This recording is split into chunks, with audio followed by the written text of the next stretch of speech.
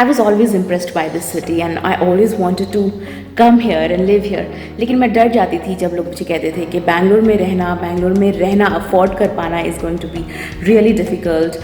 And I used to think कि जो लोग बैंगलोर में रहते हैं, are they all super rich? Are they all minting money कि वो सब बैंगलोर में रहते हैं? I mean, after all, what could be the cost of living in Bangalore? पर अभी जब मैं 2.5-3 साल से सिटी में रह रही हूँ, I think I am in a better position to answer this question, that also step by step in detail for all of you out there who are also wondering कि बैंगलोर में अगर रहना है तो खर्चा कितना होगा. For those who are new here, hello and welcome to Social Onion. I am a human resource professional. मैं बैंगलोर में रहती हूँ with my husband and I am completely loving this city. तो मैं वीडियोस बनाती हूँ about my life in Bangalore और मैं जब भी यहाँ से कहीं भी घूमने जाती हूँ with my husband and my work, and also a lot of self-development and career-oriented videos are going to come sooner. So if you are into that kind of stuff, maybe you can consider subscribing. And I promise that everything is not going to be boring only. We do a lot of fun stuff on this channel.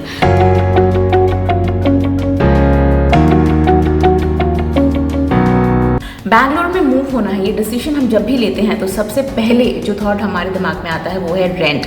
Because हम सब ने सुना है कि बैंगलोर का जो rent structure है वो बहुत हाई है. बैंगलोर में आने की मेरी इच्छा तो काफ़ी दिनों से थी, लेकिन मेरा फाइनली आना हुआ इन 2019 after marriage.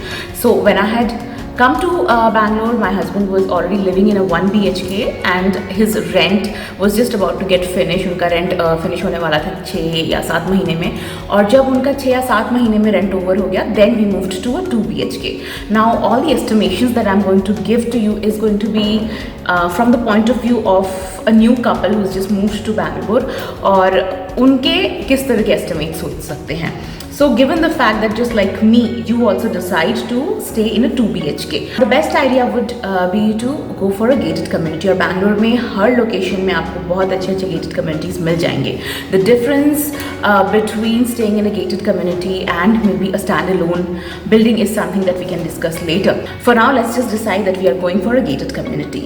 Now we also have to keep in mind that हम जिस भी लोकेशन के gated community में अपना apartment ले, that has to be very near to your work location or your office location.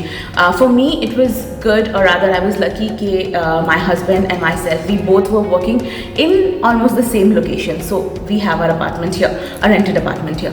Now for a good gated community that gives you all the amenities, like you have a swimming pool, you have a gym, you have your own library from where I'm filming this right now. If you have all these amenities and more, then perhaps you will easily have to shell out 25,000 to 35,000 K every month. So that kind of arrangement you have to keep in mind. Apart from that, there is also a concept of paying advance money, which is you pay advance rent. पहले जो होता था यहाँ पे around 10 months का advance ले लिया जाता था, but in the past couple of years ये थोड़ा सा यहाँ ये advance money के concept में changes आए हैं. So what we have right now is you can give around 1.5 to 2 lakh as advance money for a house with a rent of anywhere between 25 to 32 or 35K ish. Apart from that, there is also a maintenance cost. Now अगर आपका rent कम है तो आपको maintenance cost जो है वो additional देना पड़ेगा. But most of the landlords, what they do is they just add up the maintenance cost in the rent amount and they take the entire money from you, and then perhaps they pay out the maintenance cost from their bank account. But you are basically paying it. Either you're paying it directly or indirectly. The maintenance amount varies anywhere between 2.5 to 4.5 depending on आप किस तरह के location में रह रहे हैं, आपको क्या क्या फैसिलिटीज़ एंड अम्यूनिटीज़ मिल रही है. So that is it when it comes to a good housing or a good rent.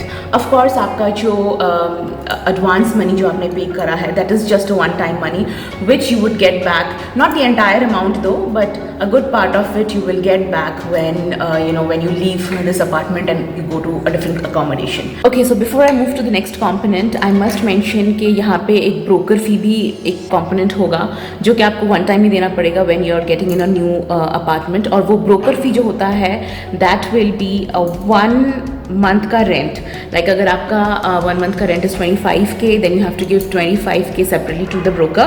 If it is 35K, then you have to give it separately to the broker 35K। तो वो एक time का झटका होता है जो बहुत ज़ोर से लगता है, बट सह लो थोड़ा। Okay, now house and rent sorted. Now the next main component is your electricity bill and your internet charges. Now the electricity bill is not going to be that big of a deal honestly, because Bangalore का जो मौसम है वो बहुत ही ज़्यादा अच्छा है as compared to the other cities that I have lived in। यहाँ पे मैं फ़ैन, अभी जून का मंथ चल रहा है और मैं यहाँ पे फ़ैन रेगुलरली नहीं चलाती हूँ। मोस्ट ऑफ द टाइम जब मैं काम करती हूँ मैं फ़ैन नहीं चलाती हूँ, and it doesn't even bother me. AC की यहाँ पर ज़रूरत ही नहीं है, एंड गीज़र मैं कभी यूज़ करती हूँ कभी यूज़ नहीं करती हूँ। द टेम्परेचर, इवन पानी का जो भी टेम्परेचर है वो भी बहुत ज़्यादा फ्रेंडली रहता है।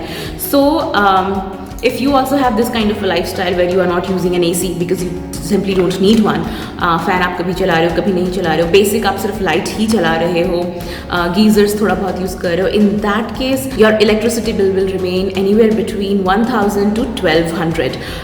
ज़्यादा से ज़्यादा 1500, लेकिन I think the maximum that we have paid is 1400 something। Internet charges are also very friendly here. आपको 1000 से 1500 के अंदर एक बहुत अच्छा प्लान मिल जाएगा which is going to give you unlimited services.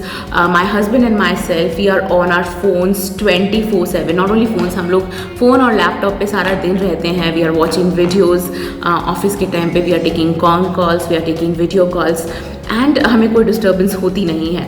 So you can take a plan which could be anywhere between 1000 to 1500, and that will be sufficient for a family of 2। अगर आप सारा दिन भी इंटरनेट पे बैठे रहते हैं और कितनी भी मूवीज़ डाउनलोड कर लेते हैं या कितना भी वीडियो यूट्यूब में देख लेते हैं इंक्लूडिंग दिस। 2 लोगों का काम करने के लिए domestic help will take anywhere between 2000 to 2500, but hopefully not more than that. अब इसमें जो सर्विसेज इंक्लूड होंगी वो है आपके यूटेंसिल्स वो करेंगी, झाड़ू और पोछा। अब आपका घर अगर बहुत ज़्यादा बड़ा है देन दिस अमाउंट में increase by a couple of hundreds but not more than that.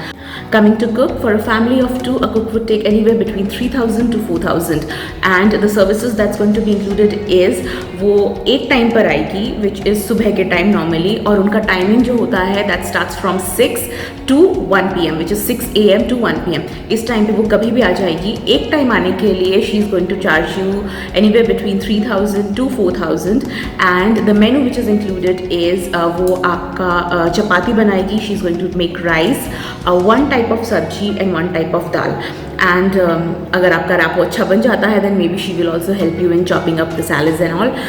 Okay, now I have it up close क्योंकि अब आ रहे हैं हम मुद्दे की बात पे which is transportation। So transportation no doubt is a nightmare in Bangalore। I'm not even exaggerating when I say कि आपका transportation charges easily 20,000 तक shoot up कर सकता है। I'm taking into account that you don't have any mode of transportation yourself।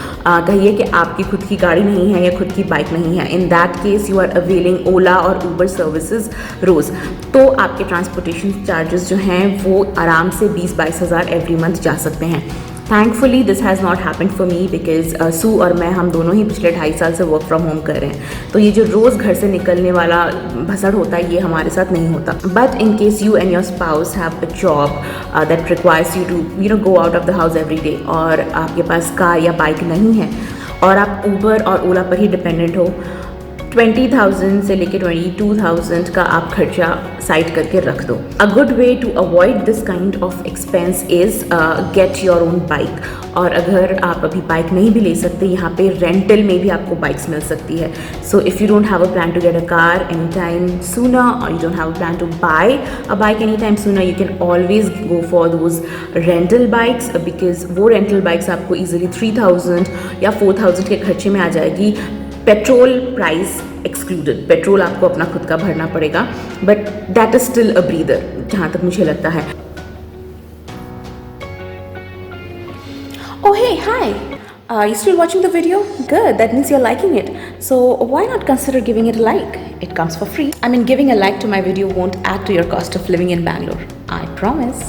Okay, now we're discussing the good part. Food. So good news is Bangalore में ration, सब्जी, fruits, मसाले, anything else, anything that belongs to the kitchen, इन सब चीज़ों की जो कीमत है वो दूसरे स्टेट से दूसरे सिटी से बहुत ज़्यादा डिफरेंस नहीं है। So if you're a family for 2, your self and your spouse, आप ईजिली अपना जो राशन पानी है it can easily B compressed between 12,000 to 15,000. Now here's a tip जिससे आप ये जो खर्चा है इसे और भी ज़्यादा कम कर सकते हो. तो यहाँ पे when it comes to सब्जी एंड राशन, या तो ये आप जाके बड़े बड़े डिपार्टमेंटल स्टोर से ले सकते हो, या तो आप ये होम डिलीवरी करा सकते हो, या फिर आप खुद घर से निकलो मे बी सैटरडे या संडे को and go to the vendors, you know those people जो डायरेक्ट फार्म्स से सब्जियां लाकर फिर यू कैन से कि साइड वॉक्स पे बेचते हैं, या फिर यहाँ पे हफ्ते के कोई भी एक डेडिकेटेड दिन में लोग बैठते हैं जब वो अपने फार्म का एकदम फ्रेश फ्रूट्स एंड वेजिटेबल्स बेचते हैं. अगर आप डायरेक्टली उनसे लोगे, खुद जाके लोगे and you are not availing any kind of home delivery, तो भी आपका जो expense on vegetables and fruits that will come down. There can be days जब आपकी कुक नहीं आई है और आपका भी मन नहीं कर रहा है कि आप किचन में जाओ और खाना बनाओ, या फिर no excuses, you just want to dine out, go ahead dine out. यहाँ पे या तो आप फूड होम डिलीवर करा सकते हो थ्रू स्विगी एंड जोमेटो, या फिर जस्ट गेट रेडी और आप किसी रेस्टोरेंट में जाके भी डाइन आउट कर सकते हो. And if you want to do that fun stuff, why not, by all means. तो उसके लिए भी आप अलग से थोड़े पैसे रख दो.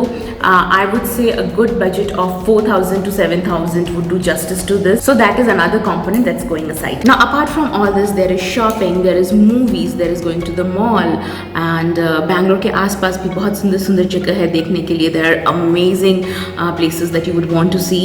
I have made videos on all of them, so you can just click this I button and see those videos and decide if you want to visit any of those. तो ये सब करने का भी अलग से खर्चा होता है, और इसे कहते हैं फन खर्चा, जो हम सबको ज़रूरी है. बिकॉज आप सिर्फ काम कर रहे हो, सो रहे हो, खा रहे हो, that is not life. You have to enjoy life, especially because you are a newly married couple or you just moved into the city. So of course you would want to take in as much as possible for the city. ये सब करने के लिए भी आप आराम से 5,000 to 8,000 side में रख दो, तो फिर मोर और less you are sorted. Now we have to understand कि जो भी एक्सपेंसेस होते हैं या मंथली बजट होता है, that largely depends on what kind of lifestyle you are leading.